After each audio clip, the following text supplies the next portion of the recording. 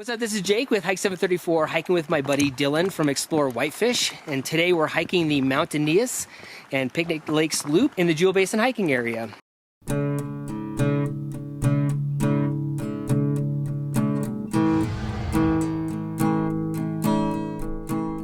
Trail starts out over by Camp Misery, and we went ahead and just did the trail instead of taking the road, and worked our way up past a couple of junctions all the way up to Mount Aeneas, and then circled back around through Picnic Lakes over and joined back around with the trail. So yeah, it just starts out in just really cool high country forest. The road getting up to Jewel Basin is really rough, so just know that it's a lot of washboard, so don't bring your Corvette.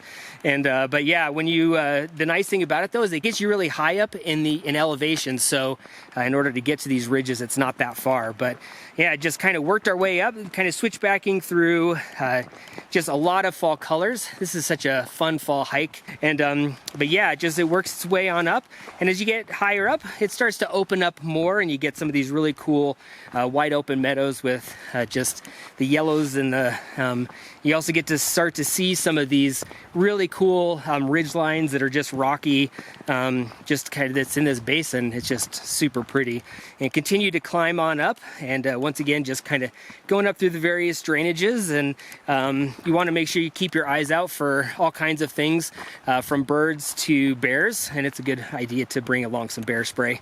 But anyways, a little bit further up from that, we came up to Alpine Trail number 7, kind of started skirting below the ridge line as we headed over towards the saddle.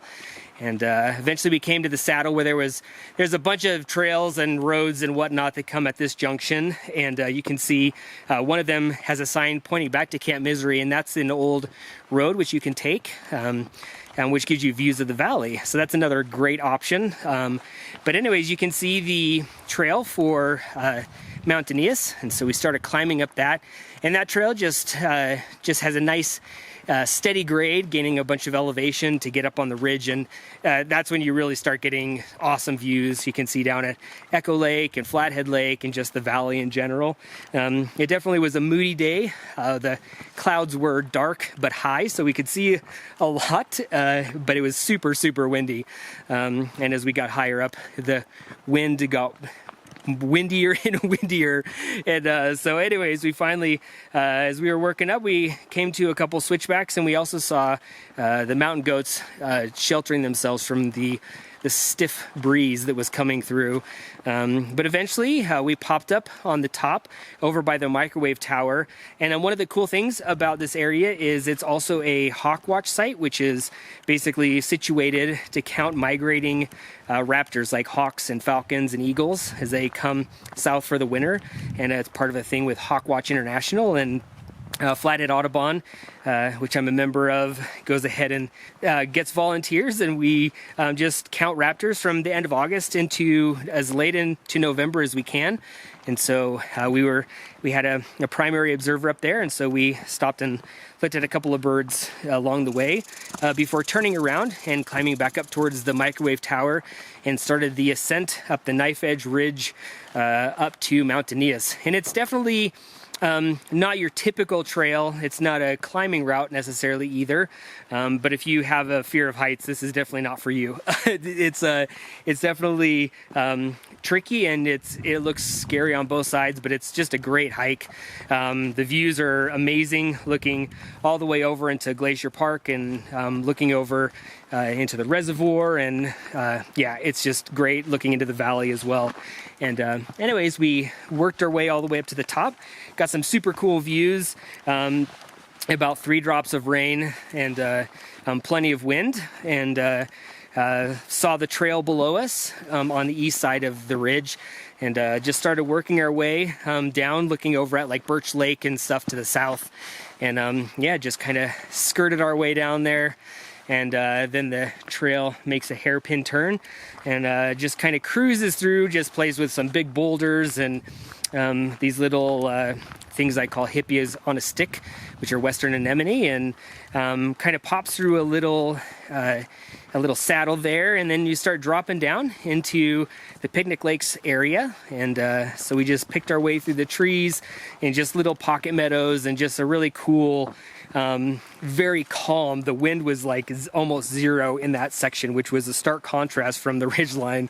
And eventually we came to a trail junction, which was the obvious, because we knew we were close to the lakes, and so we went over. And it's interesting because the trail comes first to the lower of the two picnic lakes, and then we worked our way up the little stream bed and had lunch over by the upper picnic lakes. And then after that, came back over to the bridge, crossed the bridge, and then the bridge climbs really, really briefly on up the ridge line there, heading back over to a notch, and that is this is the Picnic Lakes Trail proper, and eventually it comes to a really cool little spot right before the notch, and passing through that gateway into the world of the Camp Misery again, and there we worked our way down Alpine Trail number 7. To go ahead and connect back up with that second junction that we had. But overall, just such a fun area. Like I said, the road comes really high up into the Alpine, so you just start out in just great country, and yeah, just lots of different options. And if you're not one to go ahead and climb to Aeneas, there's a lot of other really cool places like to Birch Lakes and stuff. But this is a really fun loop, and so yeah. Anyways, if you're looking for a fun fall hike, it's really nice because it's not as busy as it is during the summer. Anyways, this is Jake with Hike 734, hiking with my buddy Dylan, doing the super cool loop of Mount Aeneas and Picnic Lakes Loop in the Jewel Basin Hiking Area. So 2 quick bonus tips for you as well. Number 1 is it's fall hiking, so just make sure that you're always bringing enough stuff, because it was really windy on that ridge, and you'll definitely want to be wearing like a hat, warm gloves, you know, that sort of thing. And the other one is we were walking along and we found some garbage on the ground, but thankfully I had myself a little garbage bag with me. I've been taking that with me from the last handful of hikes that I've done, and the main reason is because I just want to clean up things. So if you're hiking, throw a little old sandwich bread bag or something like that in your pack so you can go ahead and pick up after people, because sometimes they drop stuff on purpose, sometimes it's on accident, but it's still trash. So that's a couple little bonus things for you. If you like this video, make sure you subscribe on YouTube and head on over to hike734.com for more goodness.